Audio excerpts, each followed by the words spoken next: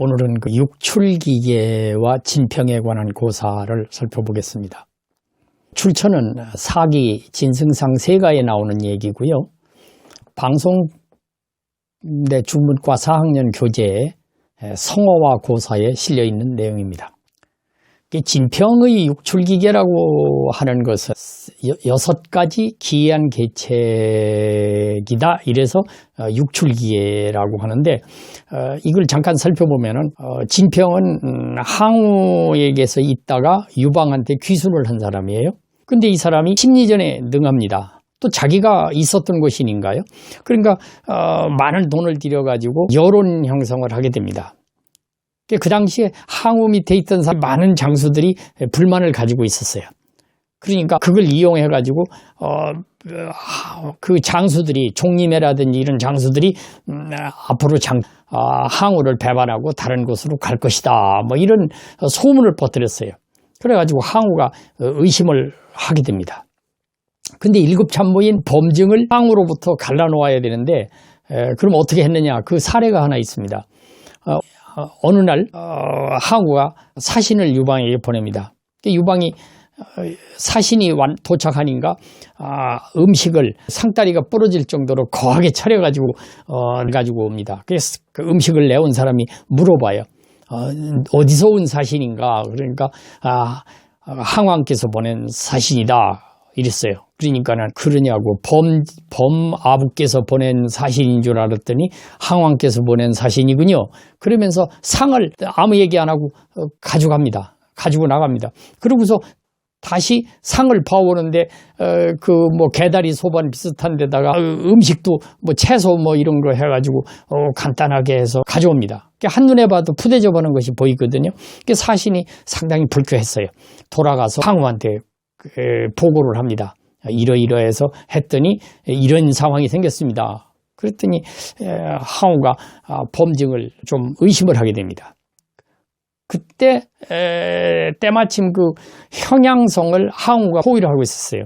그래서 유방이 그 형양성 안에 갇혀가지고 오두가도 못하는데, 범증 생각으로는 빨리 다그쳐서 빨리 형양성을 공격하면 분명히 유방을 잡을 수 있을 것이다 판단을 해가지고 항우한테 건의를 합니다. 항우가 듣질 않아요. 그러니까 범증이 이게 한계인가 보다. 이게 도저히 안 되겠다. 내가 더 이상 여기서 머무르면 안 되겠다. 그래가 화가 나니까 사직서를 제출합니다. 사직서를 제출하고 떠나가게 되는데, 길에서 가다가 이 등창이 나서 죽었어요. 이것이 첫 번째고, 두 번째는 형양성을 항우가 포위를 해가지고 절체절명의 위기에 처해 있는데, 진평이 계책을 하나 냅니다. 여자들을 군복을 입혀가지고서 동쪽 성문을 열고서 한 2,000명이 나갑니다. 나가니까 항우 진영에서 거기 이제 공격을 하면서 보니까 여자들이거든요. 꽤 혼란스럽단 말이죠. 그때를 이용해가지고 유방과 그 가솔들 모두 서쪽문으로 도망을 갑니다. 그래서 결국은 이 위기에서 벗어나게 됐다. 세 번째는 한신이 제 나라를 평정을 했어요. 다 평정을 하고 누군가가 다스려야 되는데 마땅한 책임자가 없단 말이죠. 그래가지고 자기가 어차피 내가 장순인가 내가 가왕을 하겠다. 가왕을 맡으면서 사신을 유방한테 보내서 보고를 합니다. 제가 제 나라를 평정하고 가왕을 이렇게 맡았습니다. 그랬더니 유방이 화를 냅니다. 무슨 가왕이 무슨 소리냐고 말이야. 근데 이때 진평이 옆에서 시립에 있다가 유방의 발을 지그시 밟습니다. 유방이 그런데 대단히 빠른 사람이거든요. 그러니까 그게 무슨 소리인지 금방 알아듣고 가왕이 무슨 소리냐 그랬어요. 그러면서 한신 장군이 제 나라를 평정했으면 당연히 제왕이 되어야지 무슨 가왕을 하냐, 이렇게 임기응변으로 얘기를 하면서 그 사신을 후히 대접하고, 그리고 장량을 시켜서 인수절을 직접 가지고 가서 한신을 제왕으로 봉합니다. 근데 그 당시의 상황은 유방이 항우를 상대하기도 버겁습니다. 그런데 혹시라도 한신이 배반을 한다면 유방으로서는 천하통일의 꿈이 무산된다. 이 판단을 잘한 거죠. 결국은 제왕으로 봉해서 문제가 없어졌다. 이제 이런 얘기죠. 그 다음에 한나라가 건국이 되고 나서 6년쯤 지났어요. 근데 그때 그 한신을 초왕으로 봉했습니다. 초왕을 봉했는데 어떤 사람이 밀고를 했어요. 한신이 모반을 꾀한다. 그러니까는 제장들이 아주 흥분을 합니다. 속히 병사를 보내서 어린 놈을 빨리 제거해야 됩니다. 이렇게 한고조한테 건의를 해요.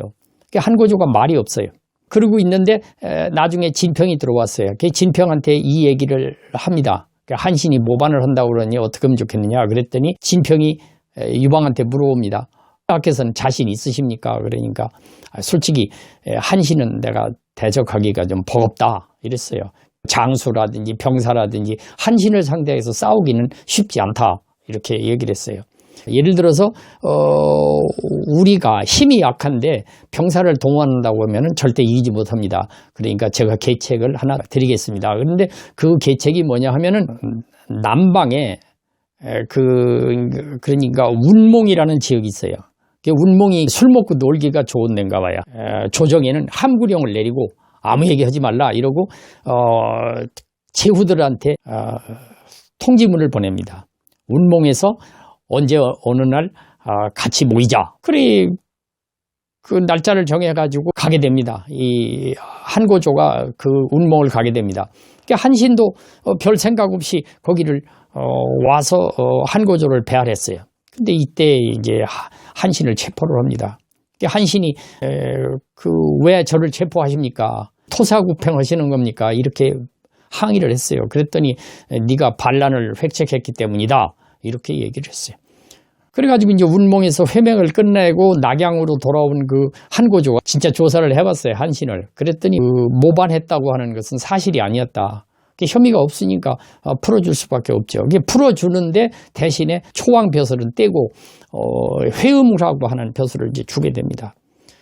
그 다음에 다섯 번째는 뭐냐면 한신이라고 하는 사람이 또 하나 있어요. 한신과 동명이인인데 평성이라는 지역을 맡고 있었어요. 근데 거기서 반란을 일으켰다. 그래가지고 진평하고 한고조가 갑니다. 갔는데 뜻밖에도 그 북흉노, 그 선우라는 그 북흉노가 한신하고 내통해가지고 둘이 힘을 합쳐가지고 포위를 해서 그 평성을 포위를 해가지고 꼼짝달싹 못하게 됐어요. 며칠 동안 밥도 못 먹고 아주 고생하게 하는 이런 상황까지 생깁니다. 그래서 그때 진평이 계책을 냅니다. 북흉노 선우의 부인이 발언권이 세고 선우는 그 부인의 말을 잘 듣는다. 그 부인이 연지라고 그러는데 거기에다가 뇌물을 갖다 주자. 그래가지고 금은보화를 싸가지고 와서 연지한테 바칩니다. 그래가지고 거기에서 이제 풀려났다. 첫 번째는 뭐냐? 그 진회라든지 경포라든지 이런 사람들을 제거하는데 진평이 계책을 세워서 유방이 여러 가지로 어려운 위기를 다 모면했다. 이런 이야기입니다. 그래가지고 진평한테 유방이 봉작을 더해가지고 처음에는 이제 호유후를 했다가 그 다음에는 이제 고격후를 또 하게 되고 이렇게 합니다. 이렇게 벼슬을 자꾸 높여줍니다. 그랬더니 진평이 뭐라고 그러냐면은 사실 제가 여기까지 오기까지에는 제 공이 아닙니다 이랬어요. 그럼 네 선생의 공이 아니면 누구 공이요? 이렇게 물었어요. 그랬더니 사실은 제 친구 위무지가 아니었으면은 제가 이렇게 이 자리에 올 수 있었겠습니까? 그래가지고 한고조가 이렇게 얘기를 했다고 그럽니다. 그대와 같다면 근본을 배신하지 않는다고 말할 수 있겠구려. 그러니까 믿을 만하다 이런 얘기죠. 그래가지고 위무지한테도 상을 내리고 그랬다 는 얘기입니다. 그리고 항상 이제 벼슬을 주면 겸양을 했어요. 자기가 좀 적게 줘도 된다. 항상 조심스럽게 이렇게 했고 또 한 가지로는 진평은 어떤 일을 처리할 때 공정함과 공평함을 가장 중요시했다. 뭐 이런 얘기가 전해지고 있습니다. 아무튼 육출기계라고 하는 기이한 계책을 세워서 유방이 창업하는데 큰 공을 세웠던 진평은 그 당시 많은 사람들이 토사구팽을 당했지만은 진평은 그 자손 때까지도 전혀 문제없이 잘 지냈다. 이런 얘기가 전해지고 있습니다. 오늘은 육출기계라고 하는 고사생활을 살펴봤습니다.